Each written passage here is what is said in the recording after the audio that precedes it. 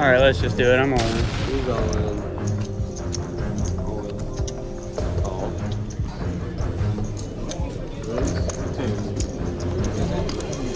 What is it? Oh, I don't need to count. I think I have to call, but that's not a decision. I'm just...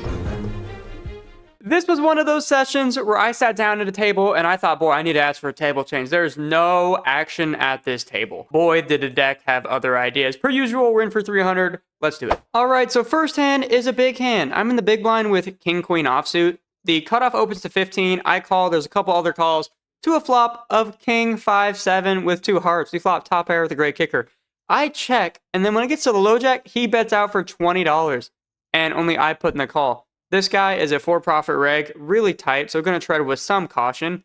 The turn, however, eliminates a lot of the need for caution. It's the queen of spades. We have top 2 pair. I check again and flow to him, and he bets out for $25. From a what does he have standpoint, I don't think he has a draw. I haven't seen him bet with a draw. I think it's ace-king, king-jack, maybe king-queen or a set, but I'm still going to raise. I raise to 75, and again, he calls.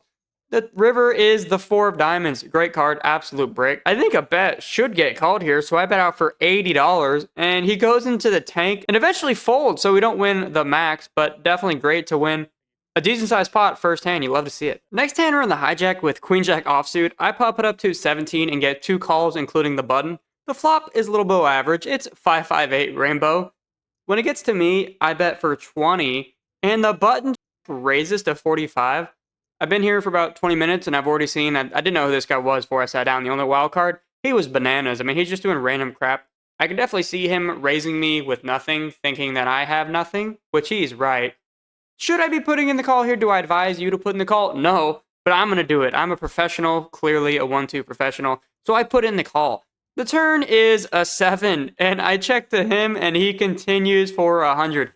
Now I believe him. I put in the fold, and we punt $45, maybe 25 extra for no reason. I mean, we had 2 overs, and the cards he shows, I could not have guessed. He shows pocket aces.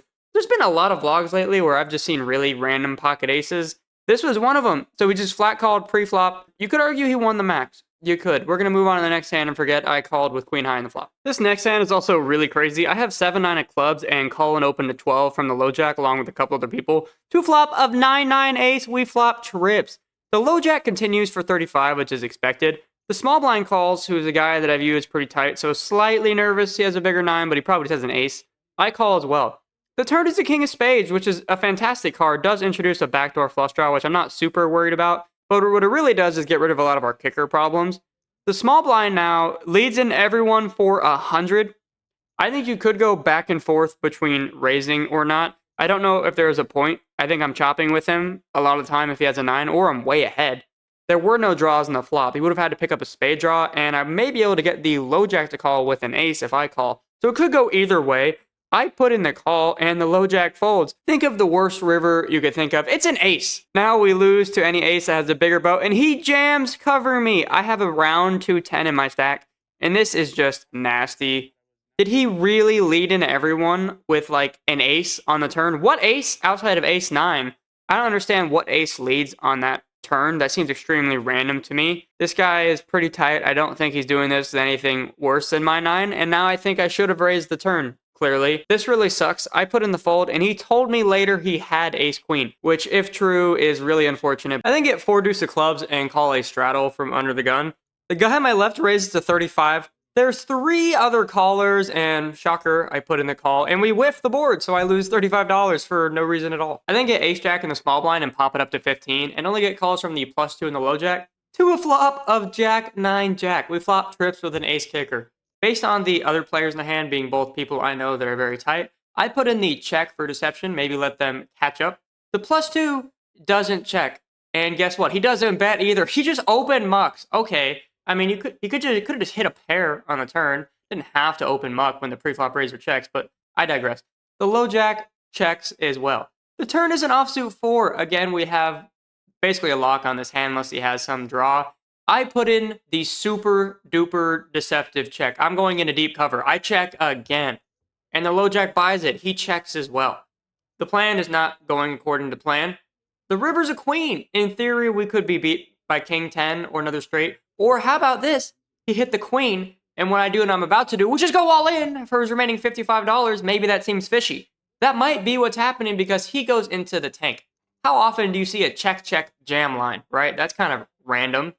I'm hoping he has some sort of repair. Maybe he'll call me down with ace high, but he doesn't. He just folds, and this guy makes the right decision against us on the river. 2 hands in a row. Well played to him.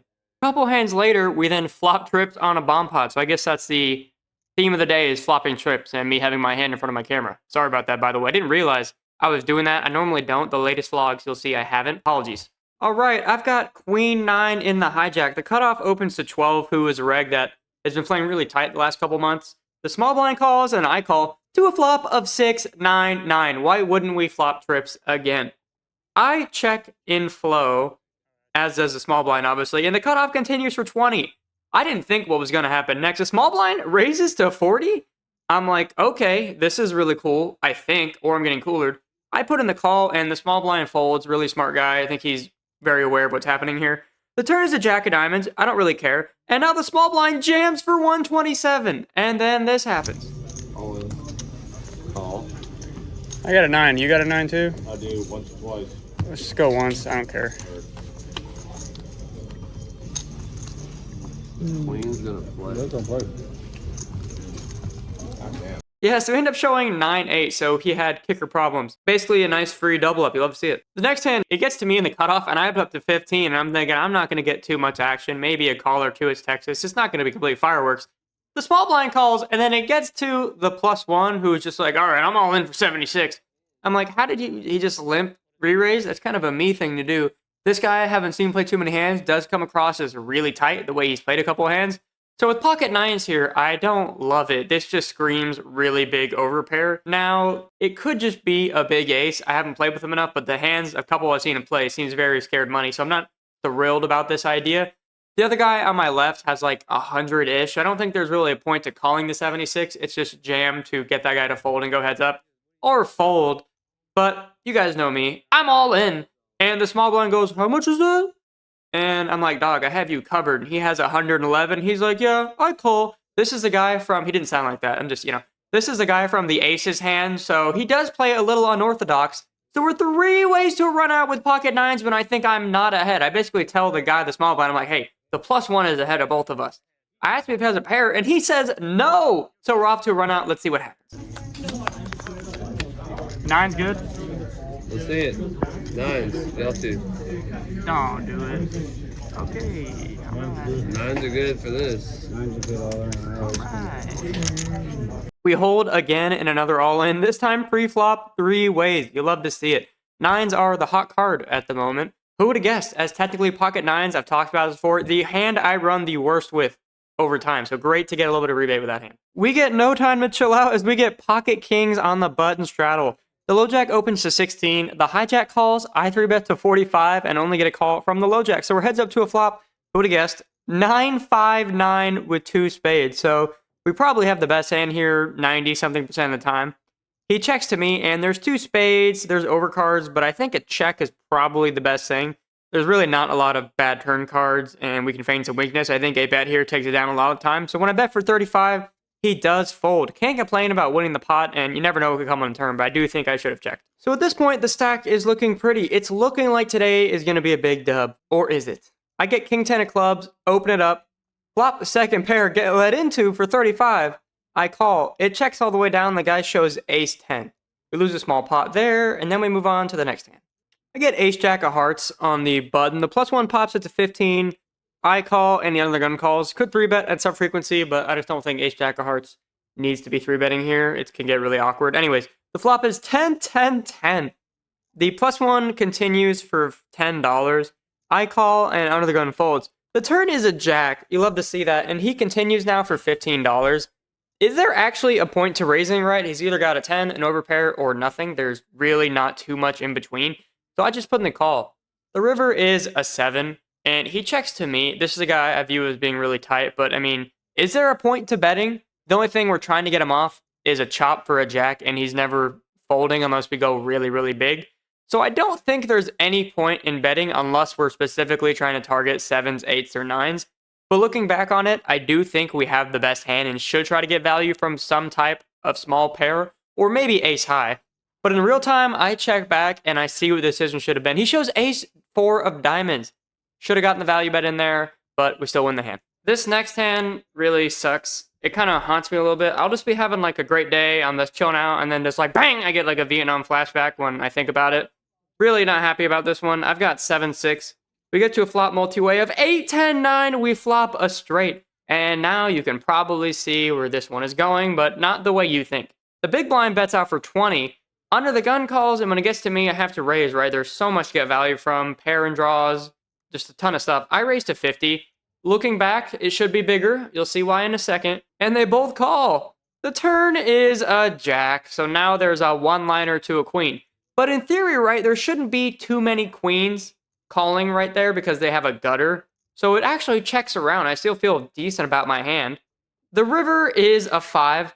The big blind checks, and now under the gun leads for 75. This is the same guy I've called tight a few times, but I have seen him bluff. And I did, although this is just a fold. Like, let's just be real about it, right? I was just extremely salty that I flop a straight, and immediately on the turn, there's just a horrible card. He just has a queen here. I wasn't understanding how he could have a queen until he showed what his hand was. Queen 10 makes a lot of sense, actually, calling the flop. That's why I needed to raise bigger. I put in the call, the big blind folds, and he shows queen 10, and I make one of the worst calls I've made in a really long time. That is why that hand keeps me up at night. Then get ace queen in the hijack. I pop it up to 15, and the cutoff calls. He's a guy new to the table, pretty aggressive player, so pretty happy with this. Two flop of 6 deuce queen with 2 clubs. We flop top pair, top kicker. I see bet for $15, and he calls. The turn is the 3rd club. I don't love that, so now there's a flush on board. I check, and then he bets for 30. This guy is really aggressive. This could be the ace of clubs or queen. I don't think I can fold yet, so I put in the call. The river is the 2 of hearts, so now we have 2 pair, which doesn't seem super relevant on this board. I check again, and he bets out for 50. From a pot perspective, I mean, can I fold? We're really only losing to a flush. Could he be doing this with king, queen, queen, jack at some frequency? I'm not sure. I think it's pretty close. I do think he's going to show a flush a decent percentage of the time. I end up putting in the call, and what do you know? He shows king 3 of clubs. The table has become shorthanded. I look down at pocket queens and open up to 11, and only get a call from the big blind, who is a guy from the 7-6 hand, betting a few hands here. To a flop of jack, queen, 5. We flop the nuts. When he checks to me, I don't know about you guys, this is probably a pretty good check spot, heads up, so that's what I do. The turn is a 7, doesn't introduce anything else. We still have the nuts. When he checks to me, I bet out for $10, and he calls. The river is a brick. I have no idea what it was. I didn't write it down for some reason. He checks to me again. I have a mandatory bet here. I bet out for $20, and he calls. Really sucks to flop top set and not have a massive pot. But after the last few hands, it is nice to drag a pot our way. Now it is time for the last hand of the vlog, which is definitely the wildest. I look down at ace king of diamonds and open it up to $15. At this point, this has been a 5-hour session. Usually I cut it off at 3, and it's been very swingy. Some of you might argue that the swinginess was my fault, which I can't say you're wrong.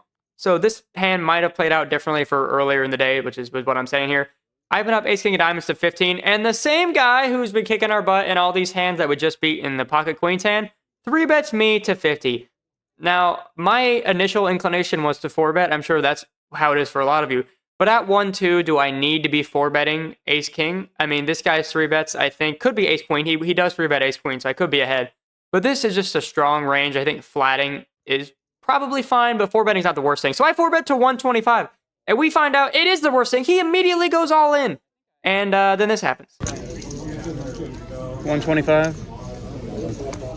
Oh, I don't need to count. I think I have to call, but that's not a decision. I'm just... You can... Don't... Obviously, but yeah. All right. Okay. All right. If you have a pair, you're ahead. Let's just go once, but let me get the board. You got a pair, obviously? Is it really, really big? Yeah. Aces? Oh, good. Okay, okay, that's cool. I'm down for that. All right. No diamond, no diamond. No, you good.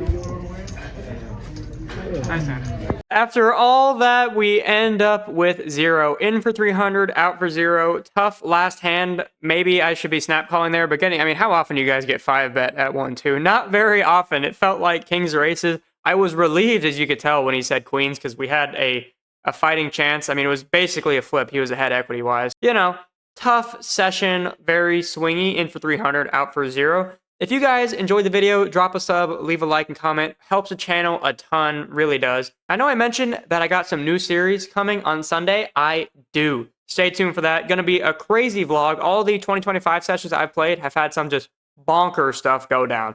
So if you guys enjoyed the video, really appreciate it. I'm Chris, and I'm out.